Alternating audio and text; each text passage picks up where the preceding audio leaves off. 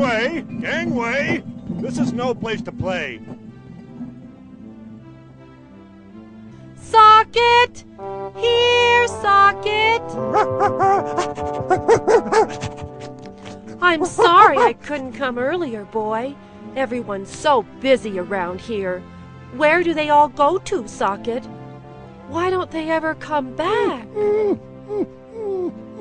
Yes, I know. I wish we had a home, too. Yes, hello. Oh, it's you again. Who are you, anyway? Yes, of course I'll be right there.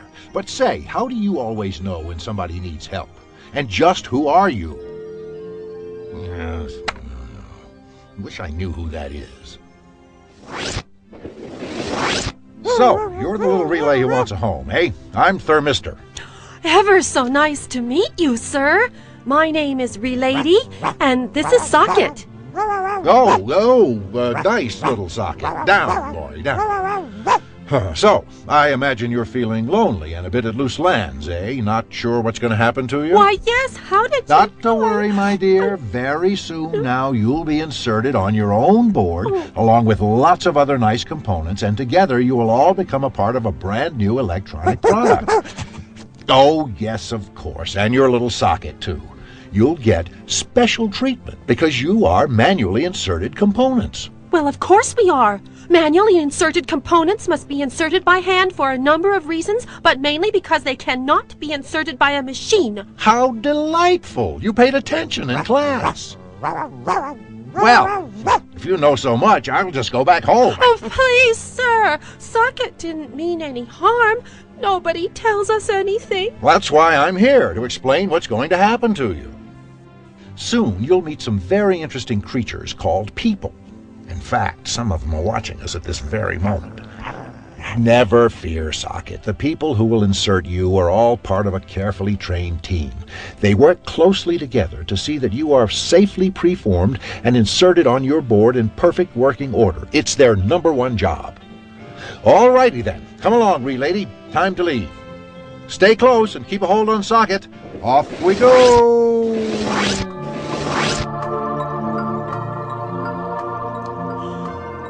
Oh, my goodness, Socket! I don't think we're in Kansas anymore. Look at that! No, Socket, they can't see us from where they are. We're quite safe as long as we stay here. Pay close attention now. Class is in session. There are many steps in the assembly of an electronic circuit board. Each company handles these steps in different ways, depending on what type of product they're making. Also, companies that make their own products may do things differently than companies that assemble products for others.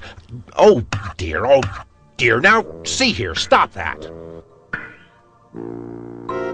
Behave now and follow along properly.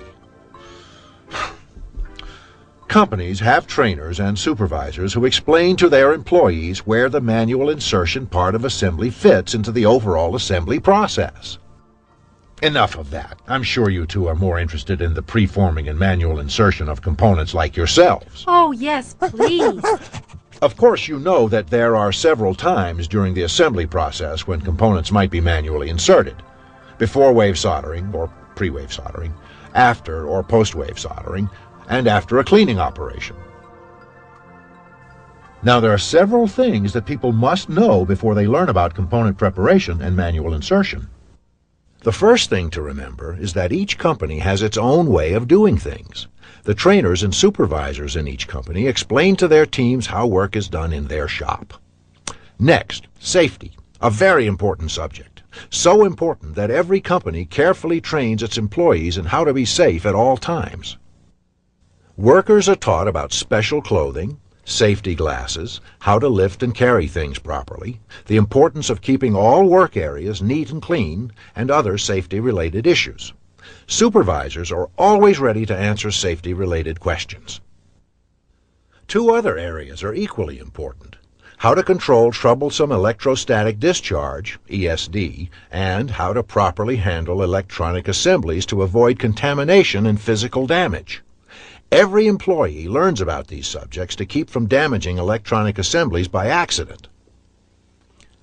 After all, just the tiniest bit of static electricity can ruin a very expensive component, or careless handling can cause expensive rework. The best way to solve these problems is to take care of them before they ever come up. Simple things can go a long way in helping a company stay competitive and profitable, such as making sure ESD wristbands and ankle straps are in working order, and always handling boards by the edges and components by the component body. To help keep body oils and other contaminants off all metal surfaces, many companies have their employees wear gloves or finger cots. Everyone in this business learns the habit of checking all work before and after they do their part. This means that everyone checks each assembly when it first comes to them and checks it again before passing it on.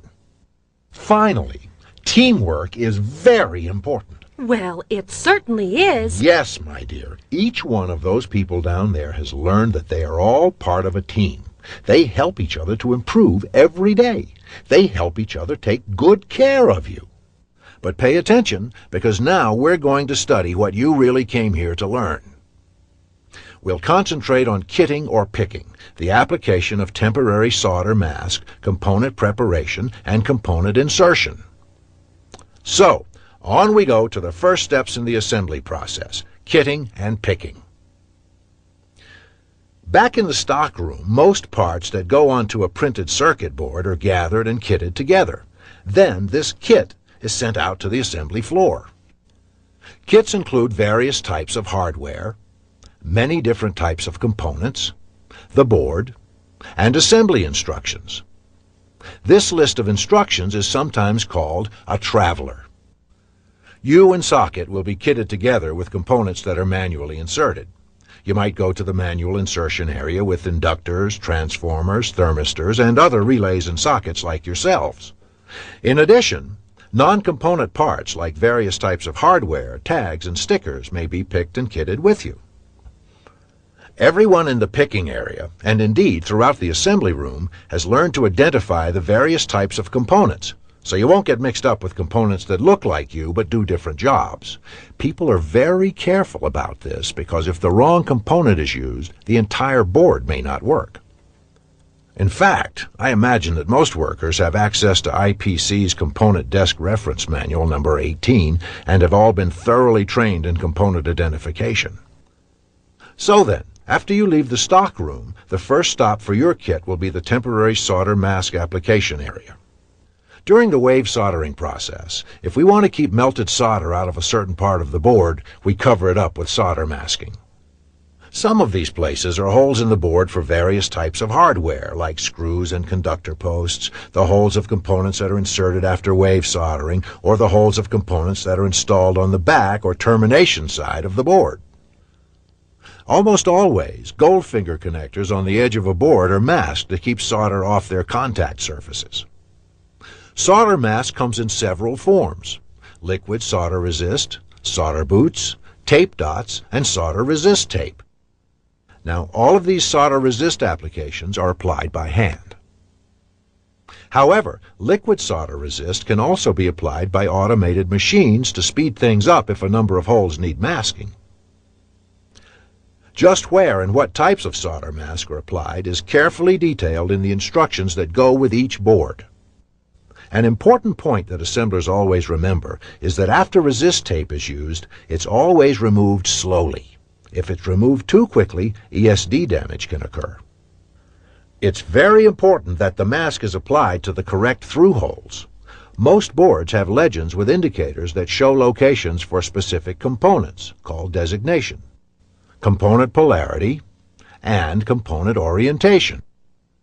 We're not going to study board legends now. A little later we'll talk about legends, polarity, and orientation again when we study component insertion. What's important to remember here is that there's an easy way to know where to put the solder mask. Several problems can come up if masking applications are not done properly. Too much liquid resist might be applied, covering areas that must get soldered. Too little might leave gaps that solder leaks through. Liquid mask might not dry completely before the board goes into wave soldering. Some types of liquid resist must be mixed, and the wrong proportions might be used. Depending on what assembly process a company uses, the correct type of liquid resist must be used. When a company uses a final cleaning process, water-soluble resist is used. This type of resist washes away during cleaning. No-clean resist is applied in a no-clean assembly process. This type of resist must be removed by hand after wave soldering. With solder resist, tape dots, or boots, care must be taken to be sure that there are no gaps or openings for solder to seep into. All of these problems are usually avoided by careful people who follow instructions exactly and check their work before they pass it on to someone else. Well, golly, Socket, that doesn't sound too hard to remember. In fact, it's easy. I think we might have fun down there. When do we start, Thermistor? Not quite yet, my dear. You have a few more things to learn.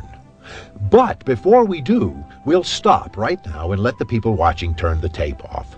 Then they can review what they've learned up to this point. Yes, hello? Oh, it's you, is it? Yes, of course. I've just told them to take a break, you cracked flange. Just who are you, anyway? I wish I knew who that is. You folks out there, just turn the tape back on when you're finished. We'll be right here.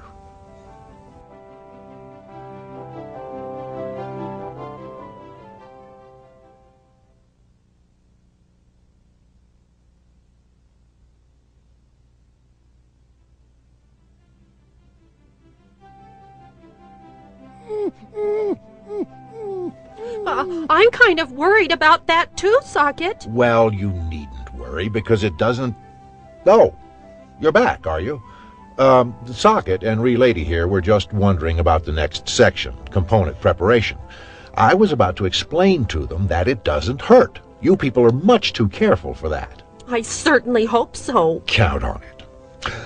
When your kit arrives in the component prep area, you or some of the other components kitted with you may need to have your leads clipped to the proper length. That looks like it will hurt. Not at all. It's like a haircut. Your leads must be trimmed to precisely the right length. The people who do this know from instructions exactly how much to take off. If your leads are too short, they may not extend through the through holes enough to form a good solder joint or fillet.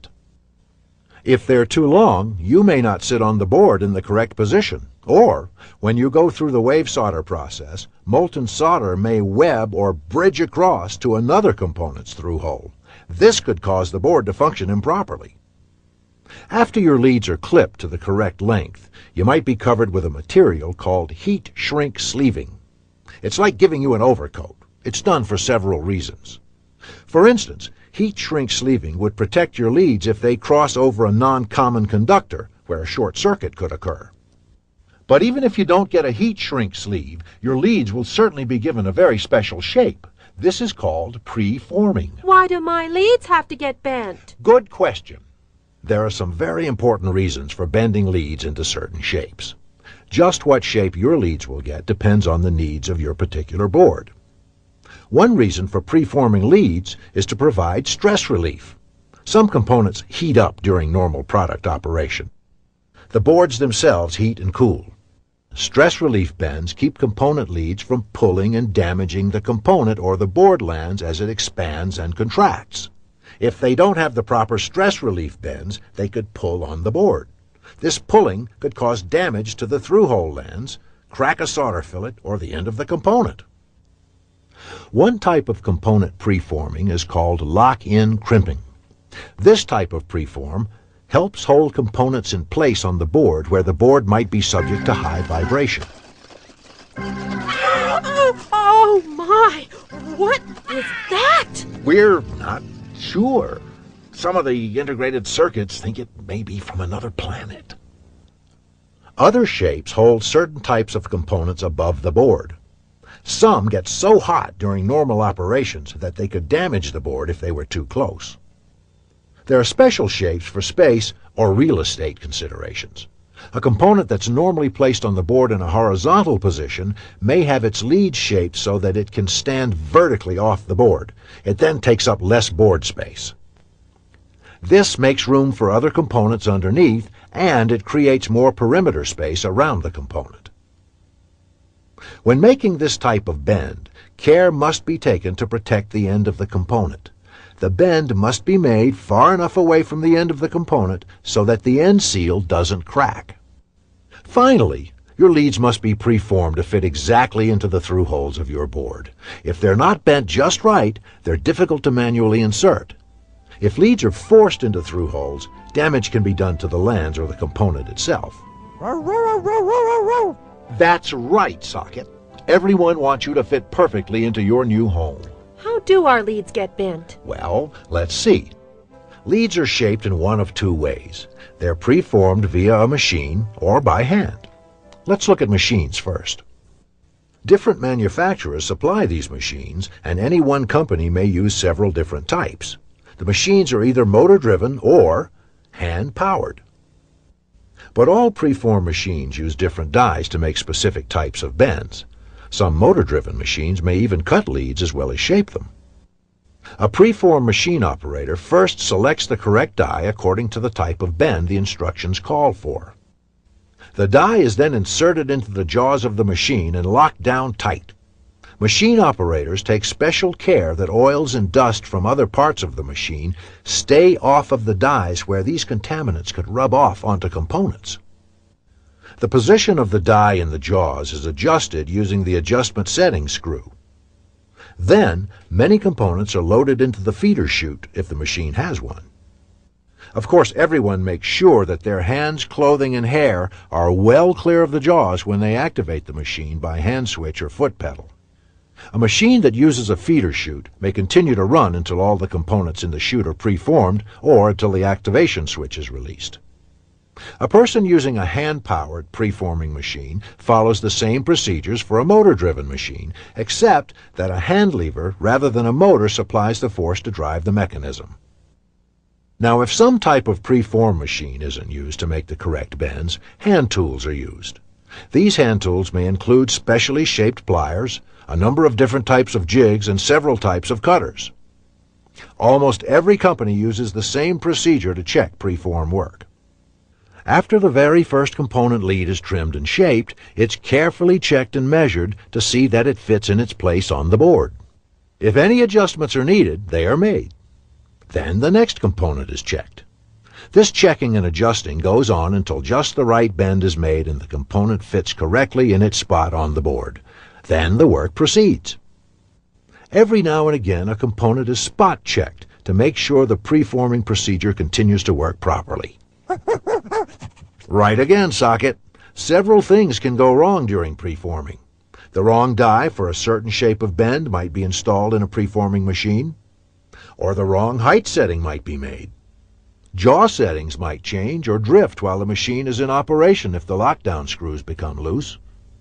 Leads may have insufficient stress relief bends, sometimes called no-give. Incorrect center-to-center lead spacing can occur, so a component doesn't fit properly in its through holes. The leads might be deformed or damaged with kinks, cracks, or heavy indents. Or the component itself can be cracked or chipped. Ooh, that sounds terrible! You're right. However, all preforming is done by people who care about the quality of their work, people who are well trained. They follow their instructions carefully and... Yes? Oh, it's you again. Well, I was just about to tell her that until you interrupted. He says not to worry, Relady. The people watching this program are about to review everything you've just learned. Oh, goody! Now then, you gold-plated edge connector, who in the non-conforming defects are you? Oh, delamination! I tell you, Socket, this flux residue on the phone really lifts my lands.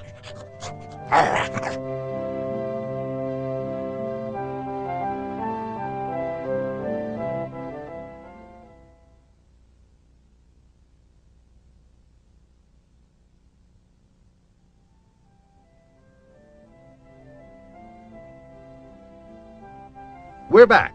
This is the final part of our lesson, the actual insertion of manually inserted components. Not yet, Socket. You're not quite ready to go down there yet. Hush, Socket. We can't go yet. Thermistor has more to tell us. Oh, my goodness. He's gone through the blackboard. He could be anywhere down there. Not now, you blowhole. We have an emergency here. What's that? You know where he's gone? Not there! Of course we'll hurry. Come, relating sockets in big trouble. We have to go right now or it'll be too late.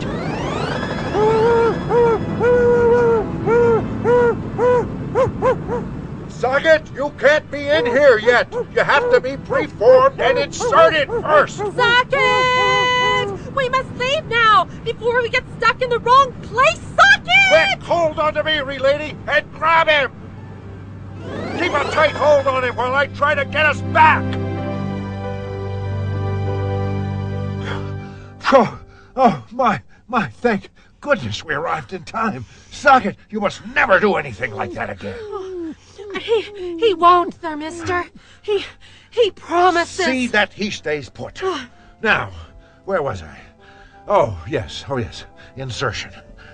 After preforming, every component must be inserted in just the right position. Remember when we discussed using board legends to know where to put solder masking?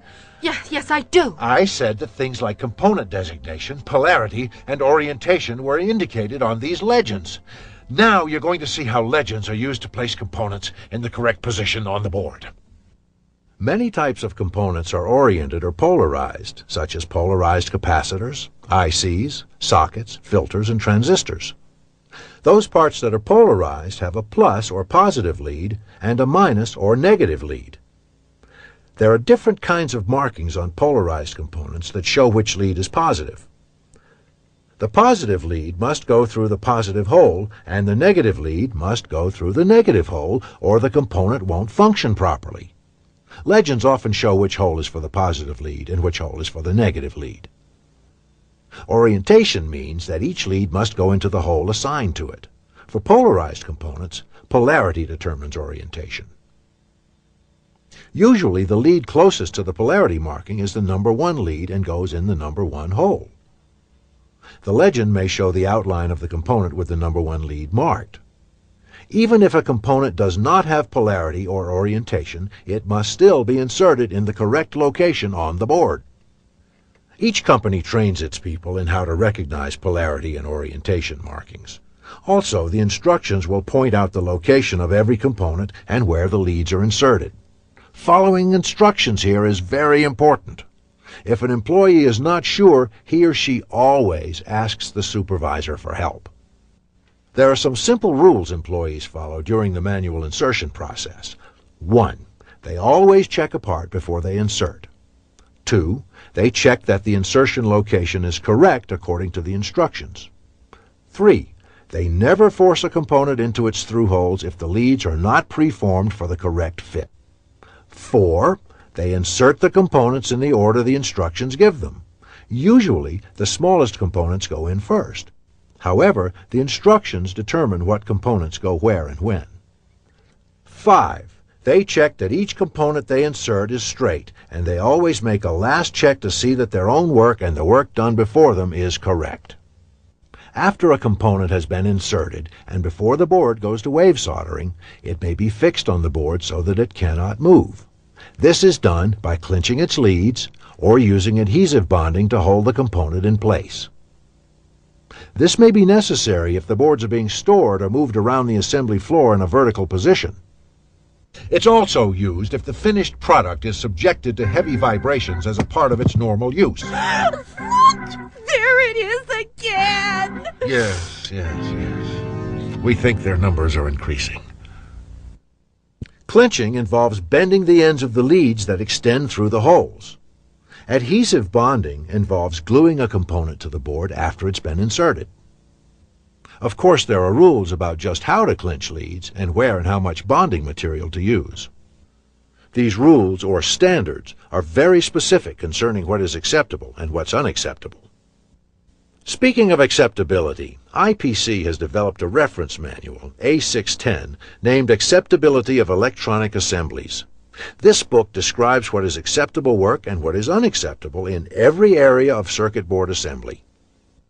Every assembler should have access to a copy and use it to check their work. A610 is used as the standard for electronic assembly.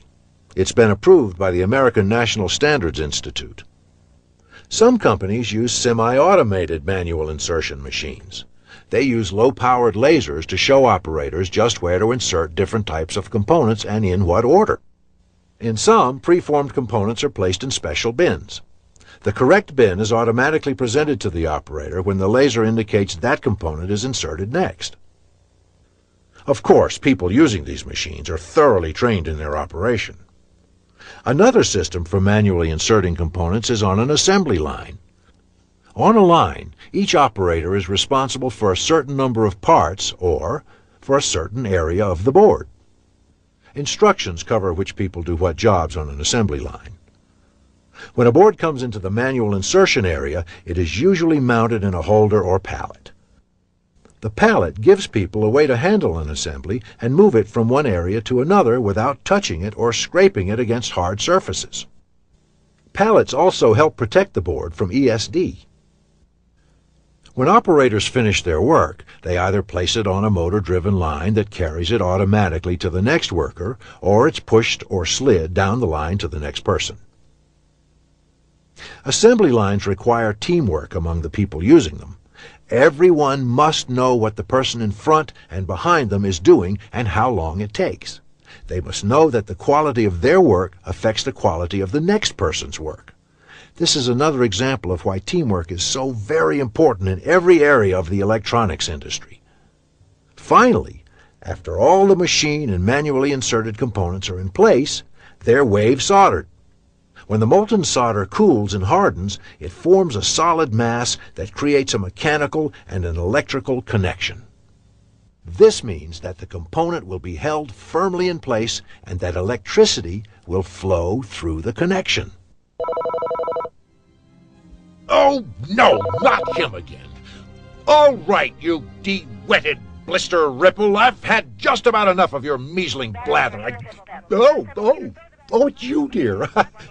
No, of course I didn't mean you, dear. Yes, I'm just about finished here. Why, certainly, dear. I'll pick up some flux on the way home. Yes, dear. Bye-bye. Well, it's time for us to head back to the stockroom. The people watching have learned a great deal today and are on their way to becoming very competent electronic assemblers. You two are ready to receive your traveler orders tomorrow and head for your new home. So, say goodbye to the nice people and let's be on our way. Thanks for taking such good care of us. We feel ever so much better. See you tomorrow. Bye-bye. Yes. Goodbye.